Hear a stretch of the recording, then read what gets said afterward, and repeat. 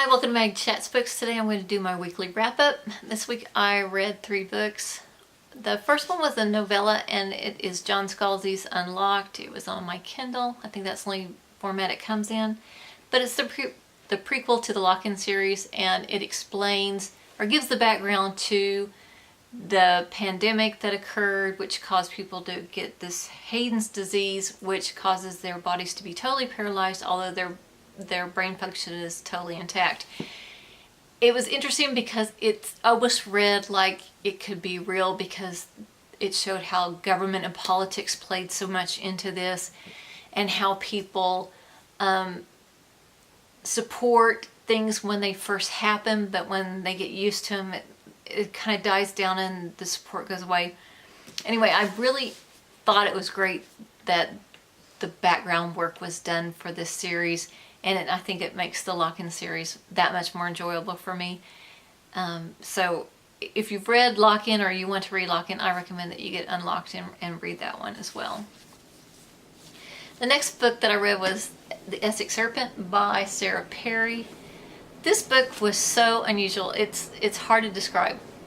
I'd heard it was more like a fantasy, but really the Essex Serpent part of it is more kind of metaphorically in there, if that makes sense. And the story to me was more about human relationships, and the added factor that this was historical fiction because it takes place in the 1890s, maybe I think at the late 1890s. And so the relationships were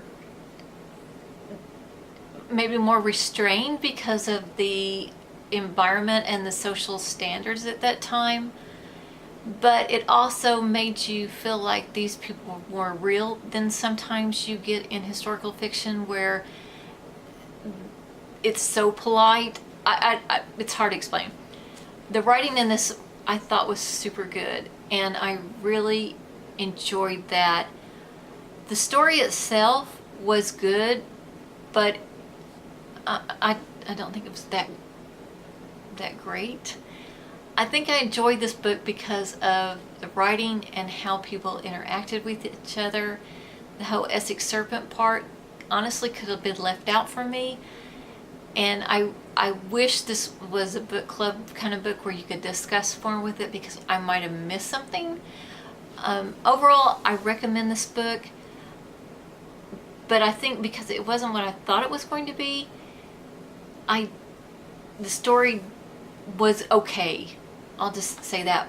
The writing is great, the character development is great, and the human aspect of this book I thought was great. So take that as my review, however poor that review really was.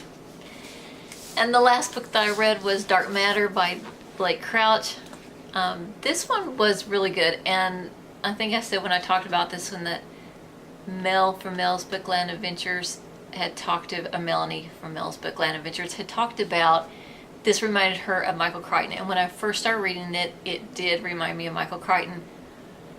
The thing that was different about this book than what Michael Crichton does is that the human emotions in this book were much better explained and gotten into, that the motivations of a person were not so much in their brain but more in their heart, which I think in Michael Crichton books there's always that scientific element and people work at that level, but for this book I found it more realistic, because people, no matter how much is in their brain, a lot of times their motivations are through their heart and their relationships and the people that they love. And so I really enjoyed this one. A brief synopsis of this book is that a man goes to have drinks with a friend at a bar, and he leaves and he doesn't come back for quite a while. So it deals with time travel, parallel universes, and I thought it was interesting, and you're really torn up kind of about this scenario, because you kind of think, oh my gosh, if this really happened, wouldn't that be horrible? And so from that aspect I really enjoyed it. I thought it was a good book. It was a light perfect read for kind of getting back into reading, because I haven't read a whole lot this summer. And so I think I finished this in like a day and a half. I mean, just 2 days to finish this one. It's good. It's light. I think people that like science fiction will enjoy this one. I think it's a step above some science fiction because it does have a more human element to it than other ones do. I'm saying human an awful lot in this review. Sorry. So those are the books that I read. The one that I've just started today, is Robogenesis by Daniel H. Wilson. This is the second book in the Robo Apocalypse series. I think it is. I don't know if that's what they call it, but anyway, it's the sequel to Robo Apocalypse. So far, I'm enjoying this one. It's written kind of the same way the last one is, although there's more POVs than the last book, if I recall it. And anyway, I like it. It's good. It's a great science fiction book so far.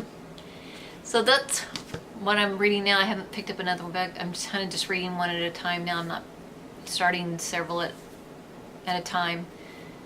So that's my very short review of this week.